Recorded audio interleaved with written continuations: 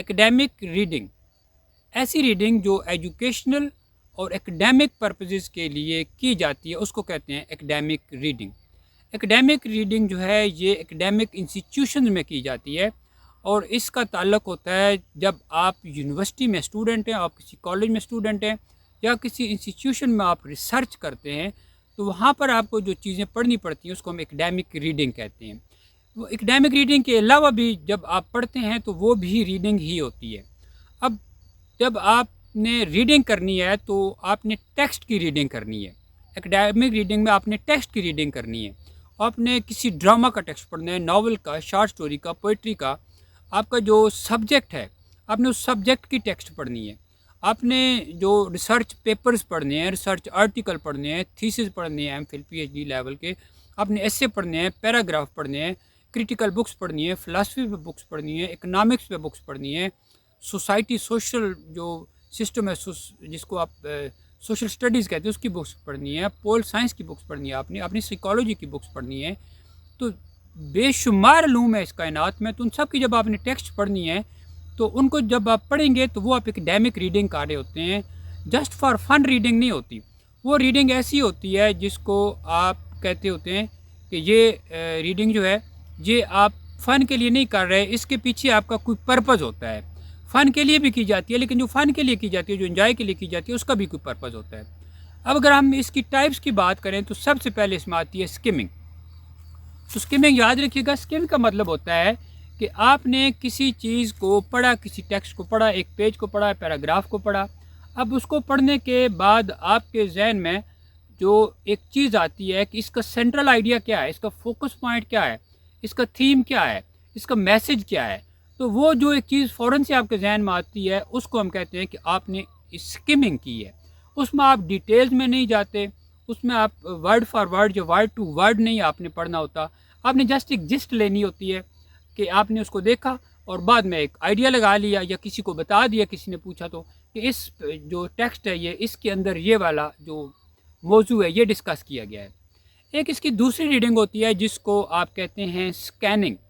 Scanning का मतलब ये होता है कि आपने किसी पैसेज को, किसी टेक्स्ट को पढ़ना है। अब उस पढ़ने के दौरान आपने उसके अंदर जो एक ख़ास किस्म की मालूमात आपने ढूंढनी है जो आपको चाहिए, आपका सिर्फ ध्यान उस पर होता है और उसके अलावा जितना भी टेक्स्ट होता है उसको आप इग्नोर करते हैं।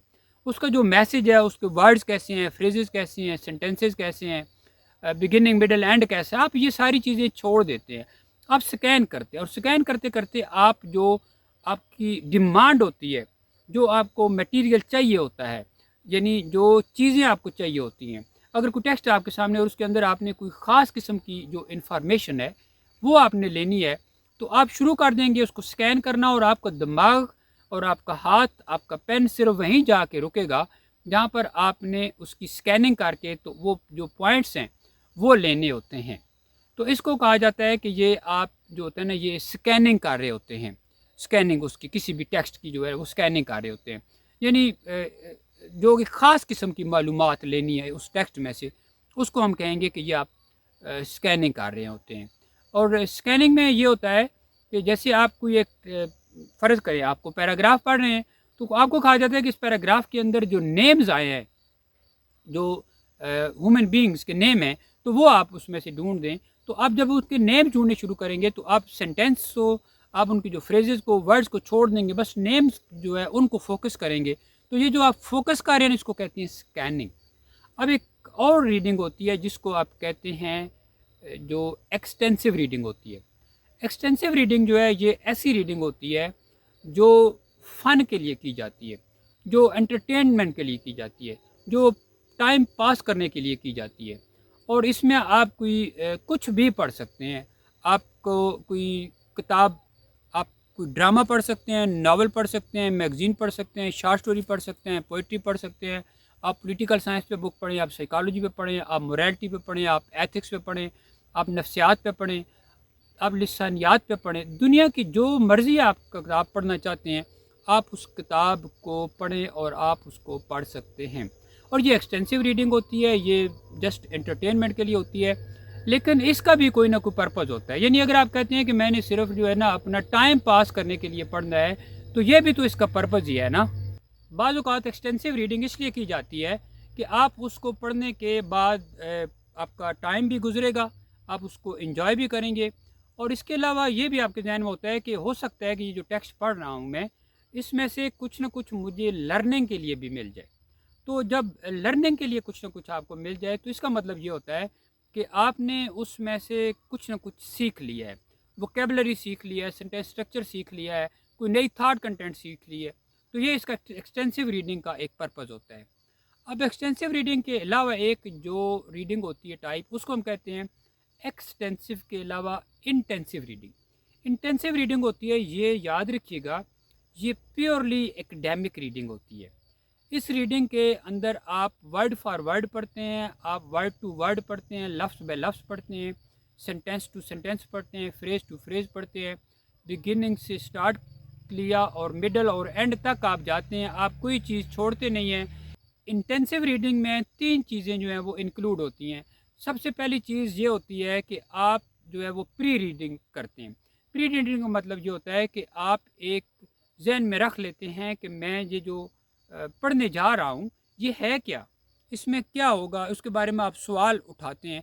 यानी इसको SQ3R मेथड भी कहा जाता है। यानी एस का मतलब होता है कि आपने सर्वे किया। सर्वे किया तो आपके ज़हन में आया कि ये जो मटीरियल है, ये किस चीज़ के बारे में हो सकता है, या आपके ज़हन में कोई भी बात आ गई, उसको लेके आपने एक थोड़ा-सा सोच लिया, और इसी को हम कहते हैं कि प्री रीडिंग।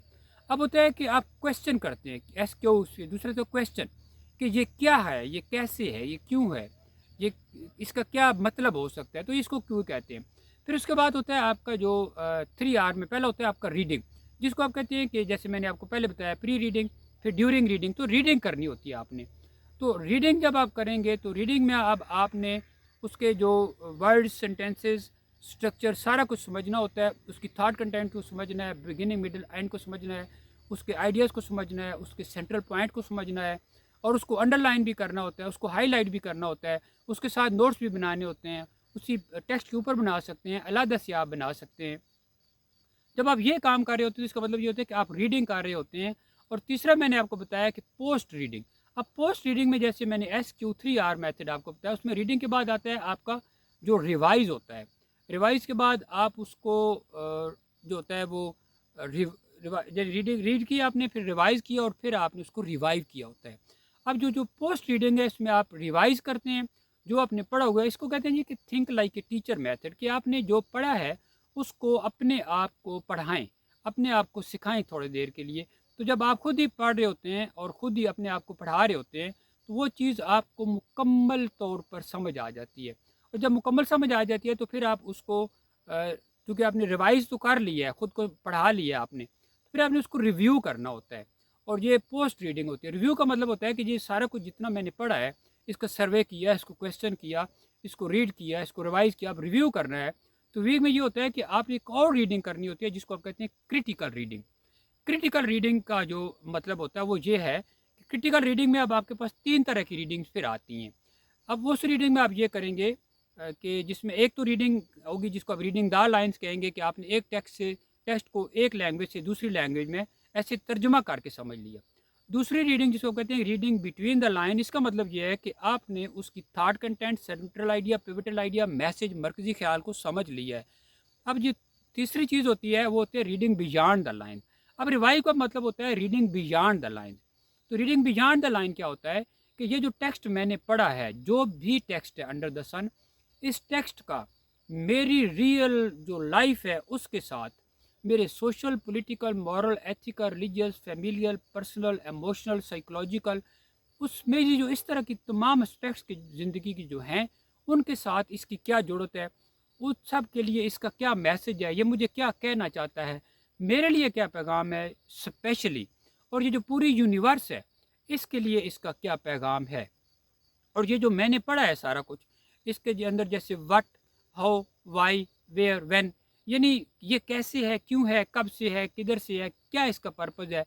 इसको जब आप पूरे तौर पर एनालाइज़ करते हैं, तो ये भी एक एकेडमिक रीडिंग होती है, और इसको हम कहते होते हैं कि ये आपकी क्रिटिकल रीडिंग होती है।